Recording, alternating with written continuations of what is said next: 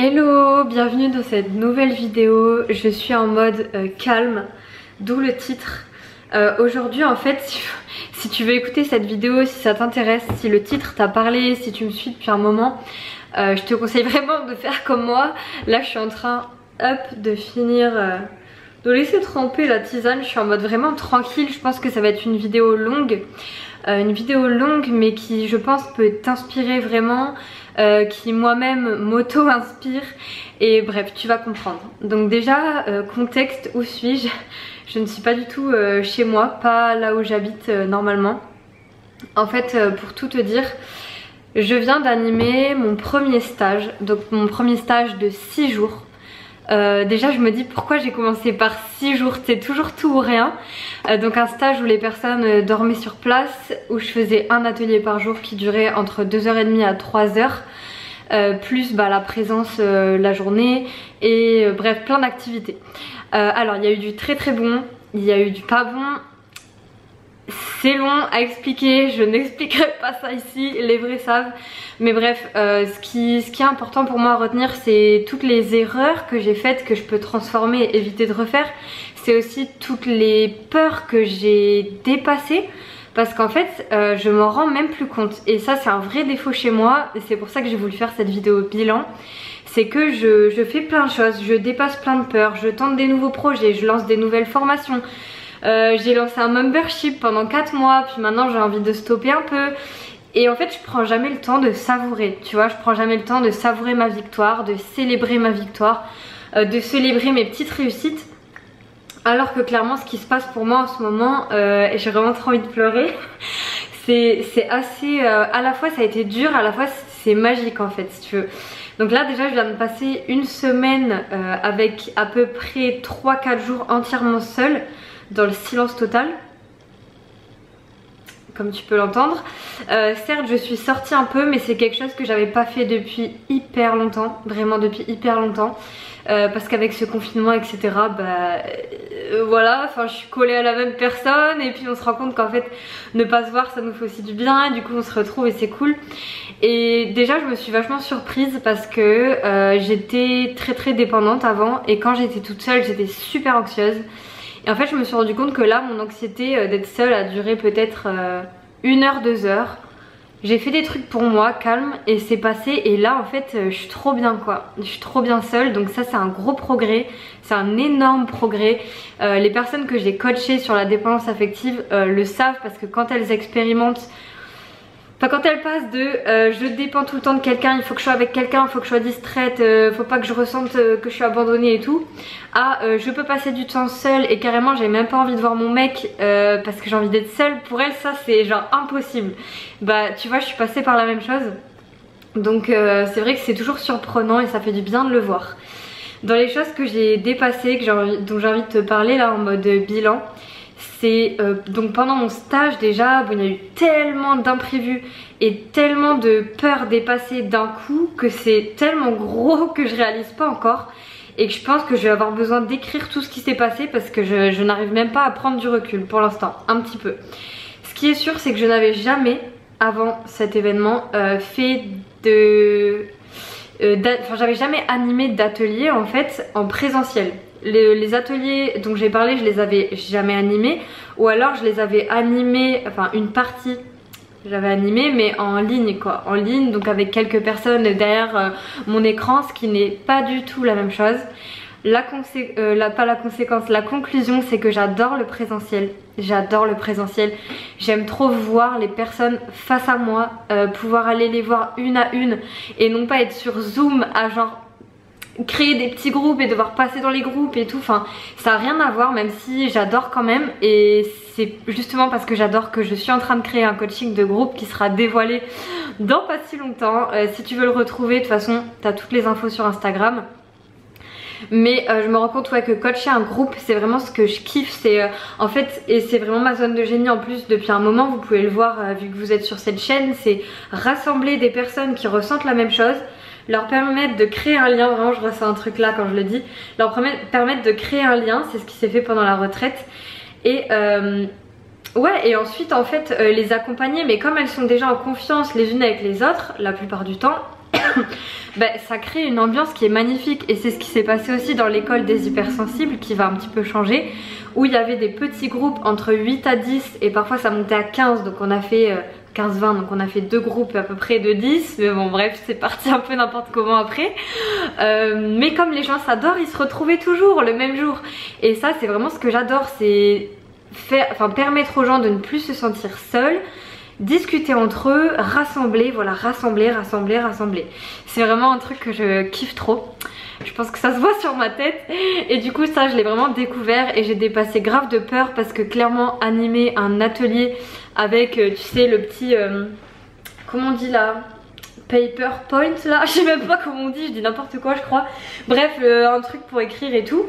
J'avais jamais fait ça, j'ai trouvé ça vraiment génial, j'ai vu que j'adorais transmettre. Bref, toute cette partie là, ça m'a fait vraiment du bien. Ça m'a aussi beaucoup touchée de voir en vrai des gens qui ont acheté plusieurs de mes services, de mes formations, qui m'ont fait un retour en direct sur ce que je faisais. C'est un truc qui m'arrive jamais en fait, parce que quand je reçois un message en me disant super, j'ai adoré ta formation, en vrai, je sais pas comment dire, mais c'est pas du tout pareil que quand t'as quelqu'un en face et qu'ils te disent ce qui a changé chez lui ou chez elle. Enfin c'est incomparable, c'est incomparable. Donc ça c'était magnifique. Pour la petite anecdote, je vais pas rentrer dans les détails pour pas dire à leur place, mais j'en ai vu vraiment qui se sont éclos, comme on dit, qui ont éclos. Bon je sais pas, c'est pas grave, tu me diras en commentaire, ok. J'ai eu pas le mot, mais je veux dire des filles qui sont arrivées un peu renfermées mais avec une grande motivation à changer, à évoluer, et qui, avec tout l'amour qu'il y a eu entre toutes les filles, parce qu'on a créé vraiment une connexion entre elles et tout, ont commencé à s'ouvrir. Puis il y a eu aussi les ateliers coaching qui ont fait des déclics, je l'ai vu, il y en a qui ont pleuré en direct. C'est des choses que je vois pas d'habitude en fait, et ça c'était vraiment magnifique. Donc il y a plein de personnes comme ça qui ont eu des évolutions vraiment comme ça, et qui se sont libérées et que j'ai vu se libérer pendant le stage. Donc c'est pour ça, malgré qu'il y a eu des défauts, etc., des choses à revoir, vraiment des choses, vraiment que, voilà, plein de leçons que j'en retiens. Je trouve que l'objectif de transformation a été atteint, et ça c'est le truc qui me fait le plus plaisir. Et peu importe ce qui se passe par la suite, je sais que quand la vie de quelqu'un est impactée positivement par quelque chose que je peux partager, ça me... Bref, pour moi je contribue au monde et c'est magnifique. Donc voilà, c'est un peu les points positifs de ce qui s'est passé. Sinon en fait je suis tombée sur un truc, il faut vraiment que je te montre, parce que j'ai tellement de gens en fait qui pensent que leurs rêves sont inaccessibles et même qui se comparent à moi, et j'ai envie de te montrer un truc parce que ça va trop t'inspirer en fait. Hop. Voilà, j'ai retrouvé ça. Ce truc c'est mon dossier de certification. Donc c'est le dossier que j'ai fait pour être certifiée en tant que coach. Et aujourd'hui j'ai 24 ans.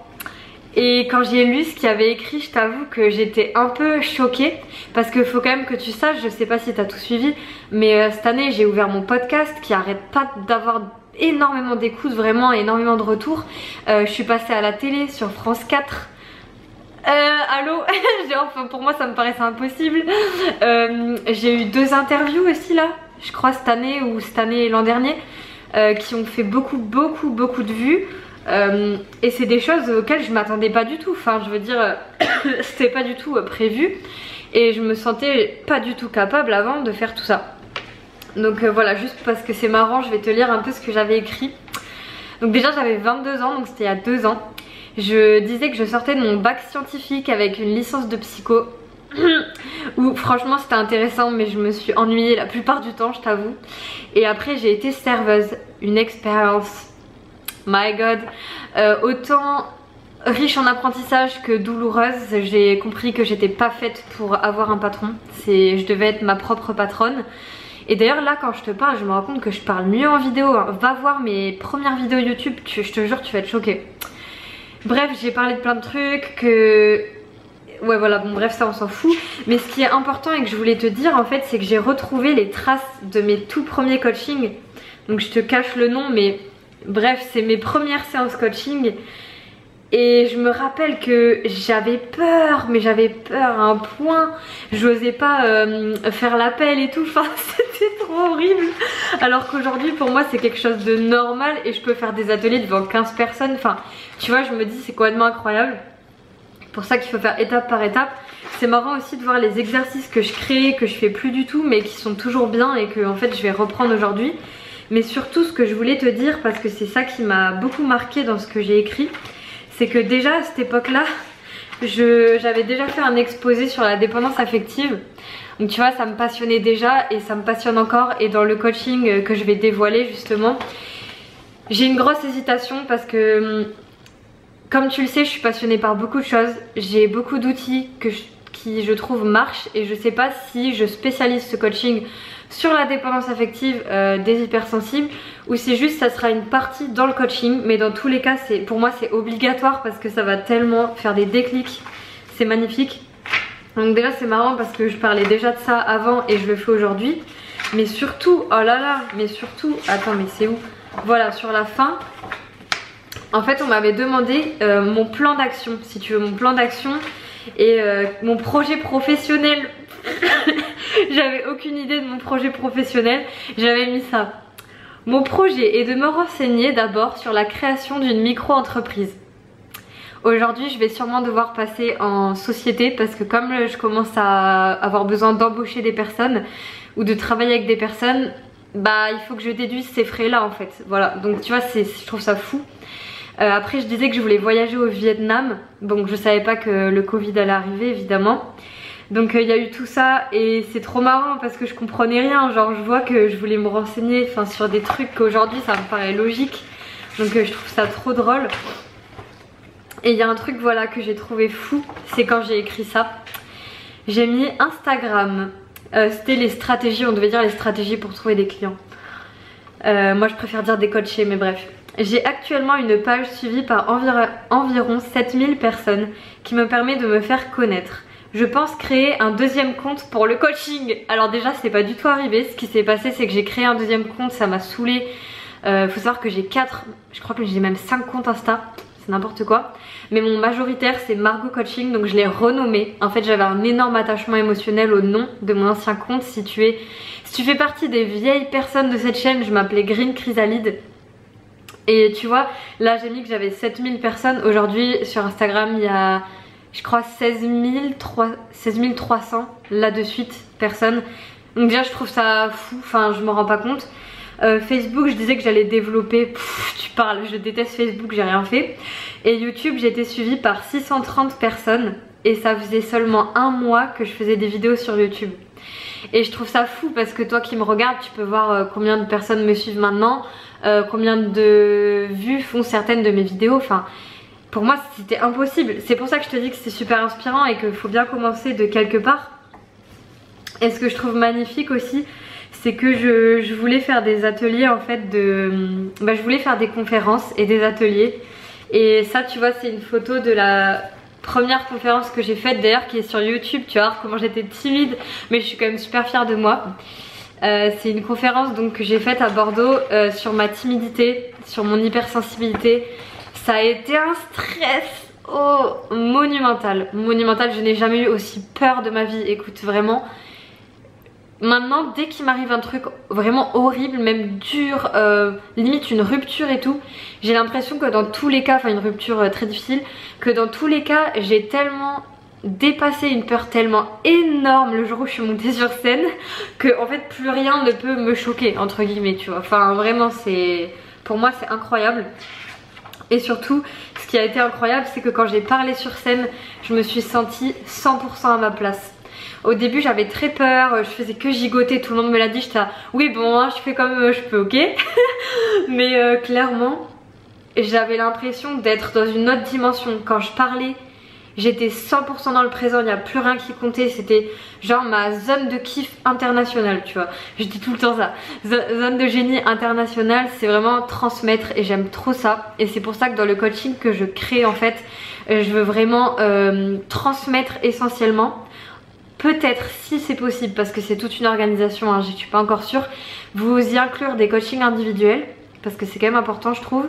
Mais dans tous les cas moi ce sera surtout du live, du coaching en direct, en groupe et de la transmission. Et c'est vraiment ce que je préfère. Et voilà bref je trouve ça trop mignon en fait, enfin de relire ça. Parce que là je mettais que En fait je mettais que mes faiblesses c'était de me tenir à quelque chose de précis et de m'organiser. C'est toujours le cas, ça sera toujours mon défaut, tu vois. Et après j'avais mis que j'allais suivre un plan d'action pour les démarches administratives. J'étais vraiment une grosse mytho dans ce dossier par contre, parce que je déteste toujours autant les démarches administratives, mais vraiment.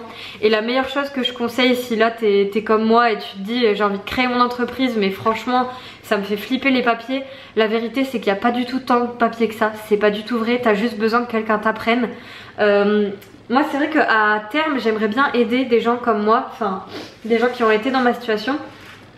Et moi ce qui m'a aidé c'est vraiment de pouvoir calculer mes chiffres, tous les trucs là que je détestais, de pouvoir le faire simplement et surtout de voir un comptable et poser toutes mes questions parce que franchement sinon c'est incompréhensible, franchement c'est incompréhensible, mais en micro-entreprise c'est assez facile. Par contre c'est vrai qu'avec le recul il y a des choses que je ferais différemment. Bon, je vais prendre ma tisane maintenant. J'adore les vidéos comme ça fait trop longtemps que j'ai pas fait ça. Tu sais pareil j'ai une chaîne ASMR. J'ai une chaîne ASMR qui marche super bien en plus, un truc de dingue. J'ai dû faire 2 ou 3 vidéos sur la chaîne et franchement j'ai pas le temps de faire de l'ASMR avec tout ce que je fais. C'est quelque chose que j'aimerais peut-être continuer parce que je trouve ça super sympa et moi-même ça me relaxe en fait de le faire, donc voilà. Mais cette vidéo en fait c'est vraiment pour te donner de l'espoir aussi. C'est moi-même qui ai besoin de faire un bilan sur moi-même aussi, hein, tout simplement de ces 2 années. Mais j'ai tellement changé en fait. Et waouh, ça fait bizarre parce que par moment, même toi peut-être là qui me regarde, tu te rends même pas compte qu'en 1 an, 2 ans t'as changé. Parfois tu te dis mais pas du tout, je stagne encore. Mais en réalité il y a plein de choses qui changent, tu vois, dans ta manière de voir les choses. Moi je sais que ma vie amoureuse, elle a tellement changé, c'est un truc de dingue. C'est pour ça que j'ai envie d'accompagner des gens là-dessus en fait, parce que j'ai envie qu'ils puissent connaître ce bonheur. Mais j'ai arrêté de vouloir changer l'autre, je me suis rendu compte aussi quand j'étais avec des pervers narcissiques entre gros guillemets. D'ailleurs ça on en parlera aussi dans le coaching, si jamais tu veux venir sache que c'est au rendez-vous. Ouais, j'allais dire que souvent quand t'es avec ces personnes là tu vois pas, alors ça veut pas du tout dire que ce qu'ils font est normal et cautionnable, pas du tout, mais souvent tu vois pas ta part de problème, enfin ta part de... Tu vois en quoi toi aussi t'as pu être toxique pour l'autre, etc. Ça moi, depuis que j'ai mis le doigt dessus, ma relation je peux te dire qu'elle n'est plus du tout pareille, mais alors plus du tout. C'est encore en train d'évoluer et on a un gros défaut, je le vois beaucoup chez les femmes que j'accompagne, c'est un truc de dingue. Faut qu'on arrête de faire ça vraiment, c'est de, je sais pas, d'être maternante en fait, comme le cliché d'une mère, le cliché, hein, encore une fois, hein, le cliché de vouloir donner des conseils, vouloir aider, materner, s'inquiéter, alors que genre au démarrage c'est pas du tout comme ça, sauf qu'après tu reprends les mauvaises habitudes, tu vois, tu reproduis les schémas que t'as connus et ça fait clairement foirer le truc. Enfin en tout cas moi je sais que j'ai foiré beaucoup mes relations à cause de ça. Et là bah c'est en train vraiment de changer et de... Enfin c'est incroyable, bref. Donc pendant cette année aussi, il y a un autre truc que je voulais dire, c'est que je suis passée par plein de phases. C'est-à-dire que le premier confinement, ça m'a fait du bien parce que enfin je ressentais pas la pression de devoir aller vite et tout ça. Donc j'étais toute seule chez moi. Et c'est là où j'ai créé ma première formation en ligne, qui d'ailleurs n'est plus en vente. Je veux plus la vendre parce que je préfère accompagner les gens en direct qu'en autonomie. Je pense que ça y est, tu l'as compris. Donc du coup voilà. Mais ça par contre c'est vraiment génial que j'ai pu tout créer comme ça pendant le confinement. Mais j'ai eu aussi des phases de down cette année, c'était un truc de dingue. Cette année j'ai eu des réveils de traumatisme, des trucs qui étaient enterrés depuis genre mes 13-14 ans qui sont ressortis à 23 ans. Ça a été franchement, non, cette année en vrai a été quand même globalement difficile, mais m'a permis de régler des choses qui n'ont jamais été réglées, qui n'étaient pas mises en lumière. Franchement si c'était à revivre, je te dis pas que j'aurais envie de le revivre parce que c'était vraiment dur. Et surtout j'avais pas accès à des connaissances auxquelles j'ai accès maintenant. Et c'est pour ça que quand j'ai des gens qui arrivent me voir, que je vois qu'ils ont des réactions traumatiques, ça fait trop du bien aussi de pouvoir transmettre ce que je sais à ces personnes là. Je te donne un exemple. Quand tu as été victime, que ce soit d'agression plus ou moins grave, il y a un truc qui se passe qui est complexe. C'est qu'il y a le temps où tu dois reconnaître que tu as été victime. Souvent t'as pas envie, en tout cas moi c'était le cas. J'étais en mode mais non, mais je voudrais que ceci ne se soit jamais passé, que mon passé n'ait jamais existé. Sauf qu'en fait c'est impossible, du coup j'étais bloquée, tu vois. Donc déjà il y a ça, putain mes cheveux ils ont poussé, j'avais pas capté. Donc déjà il y a ça, et il y a le fait aussi de comprendre que t'es pas qu'une victime après.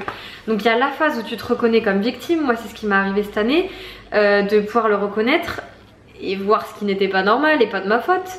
Et c'est encore un travail, mais aussi de reconnaître que je ne suis pas qu'une victime en fait, et que je ne suis pas... ça va peut-être te parler ce que je dis. Ouais, que ma vie n'est pas condamnée, voilà. Que je suis pas condamnée à vivre constamment selon mon passé en fait, et selon les pires trucs qui me sont arrivés. Enfin, tu vois, et ça je trouve que quand tu crois vraiment que ton passé définit tout ton présent, bien sûr ça a un impact, mais quand tu crois que ça définit tout, ça te bloque, mais ça te bloque tellement. Et moi ça me mettait dans une posture de désespoir. Et je suis clairement passée par du désespoir en fait avant de remonter vraiment la pente. Et c'est là d'ailleurs où j'ai découvert plein de techniques intéressantes comme le MDR, que je me suis mis aussi au yoga. Donc tu vois, ça m'a fait découvrir plein de belles choses aussi. Donc ça c'est... Tu vois, il y a toujours le côté un peu horrible et le côté très bon. Et c'est 50-50, voilà, c'est comme ça. Je crois que c'est ma conclusion de l'année. C'est pareil pour mon stage. Je trouve qu'il y a une partie qui va pas du tout et il y a une partie qui est magnifique. Donc c'est... Voilà, une polarité totale.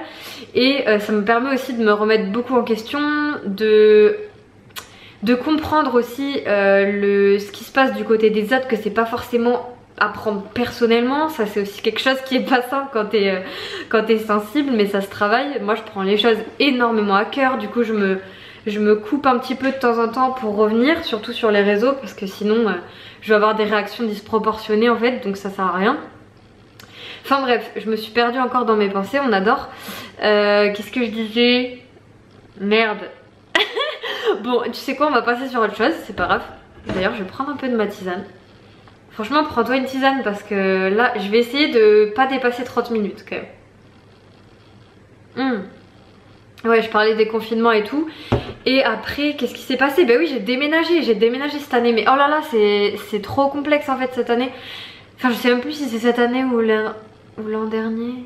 Je suis perdue avec le temps. Dis-moi en commentaire si toi aussi l'année du Covid là, t'as été perdue avec le temps. Mais alors moi c'est incroyable, je n'ai zéro notion du temps, ça passe trop vite et en même temps pas vite, enfin c'est trop bizarre. Donc bref, ce qui est sûr c'est que j'ai commencé des projets que j'ai pas fini comme d'habitude. Par exemple j'ai tourné mes premiers clips de musique, mais j'ai toujours pas fini d'enregistrer mes musiques, j'ai pas fait le montage des clips. Donc ça c'est toujours en fond, c'est un de mes projets parmi tellement de projets. Là en ce moment je suis en train de me mettre à apprendre le cerceau. J'adore, tu sais, le hula hoop mais en mode vraiment artistique et tout. Donc là j'en ai commandé un, j'ai trop hâte. Et ce que j'ai fait à ma retraite qui était magique, encore une fois malgré tout ce que je peux ne pas avoir aimé, ça c'est une expérience qui restera, mon souvenir de ma première expérience avec le feu, c'est que j'ai craché du feu. Et quasiment toutes les participantes aussi. Donc je te mettrai une vidéo si je retrouve, si j'ai le time. Sinon tu peux fouiller mon Instagram. Et ça m'a montré quelque chose, cette expérience. Déjà c'est que le feu n'était pas inaccessible. Parce qu'en fait j'ai toujours été hyper obsédée, tu sais, par les danseurs de feu. Tu sais, c'est ça que je veux apprendre en fait vraiment l'an prochain.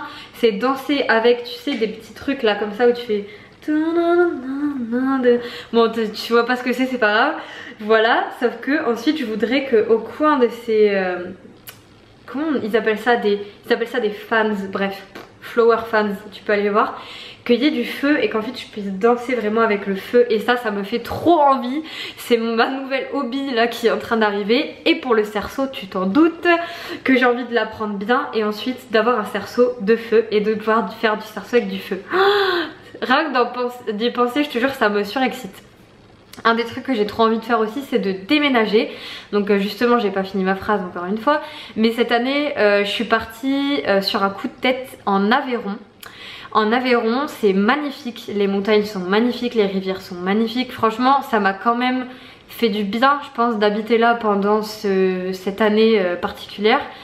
Mais... bah comme tout a fermé, comme pour toi j'imagine, bah je connaissais personne dans cette ville. Et en fait moi je m'étais inscrite à du pole dance, j'avais acheté ma barre de pole.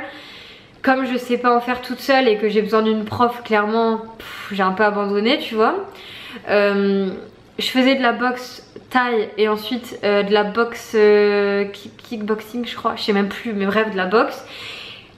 Vas-y, on a pu faire 2-3 séances de boxe et ça a été fermé. Donc en fait, je connais personne dans ma ville ou très peu, ou pas des gens qui me correspondent, qui... En fait, j'ai un gros écart avec les gens, tu sais. Je pense que tu le vis en tant qu'hypersensible ou zèbre. Il y a toujours eu ce sentiment de décalage, mais alors quand t'es entrepreneur... Quand t'es entrepreneur, c'est level ici, tu vois. Vraiment, le décalage, faut vraiment trouver des gens comme toi.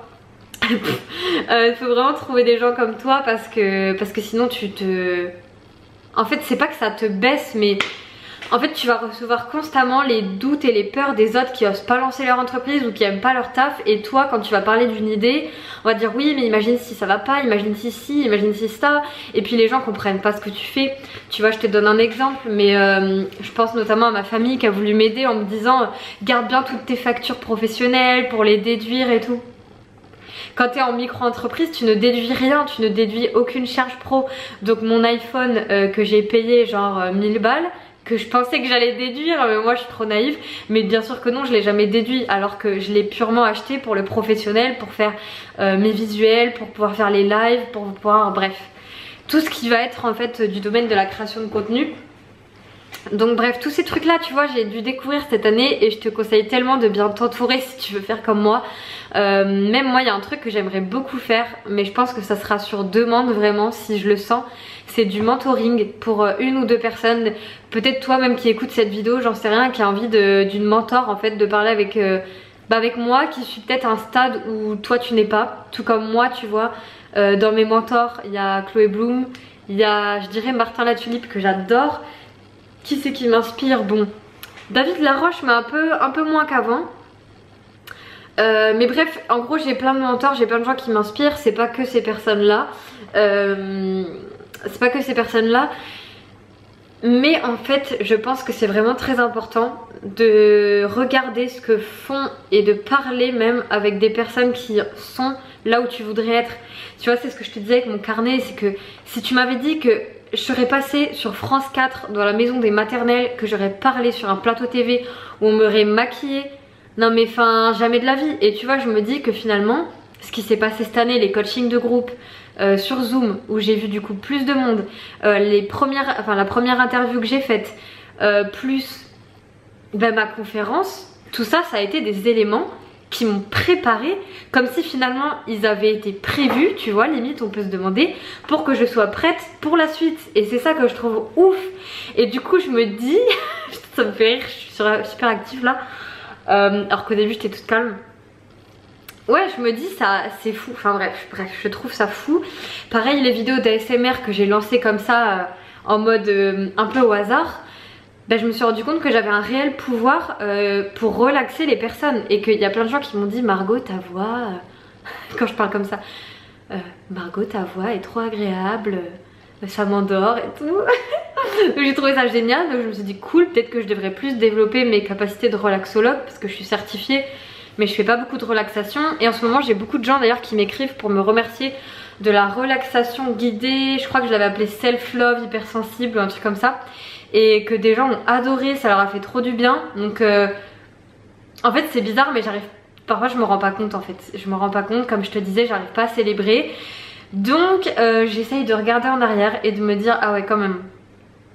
En 2 ans il s'est passé tout ça, c'est quand même ouf. Toi t'as toujours l'impression que ça va pas assez vite, mais en fait ça va méga vite. Donc à un moment il faut s'arrêter, faire une pause, c'est ce que je fais en ce moment.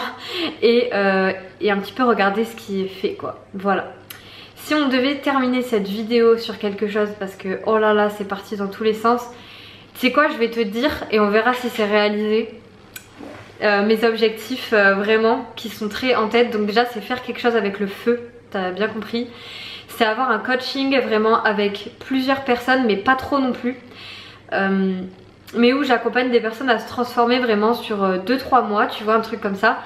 Et ça sera mon seul service, ça sera mon seul service qui me permettra de vivre et qui aura un réel impact très gros sur les gens que j'accompagne.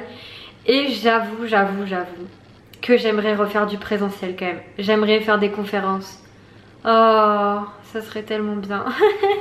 Tu vois ou pas à quel point j'aurais trop envie de monter sur scène.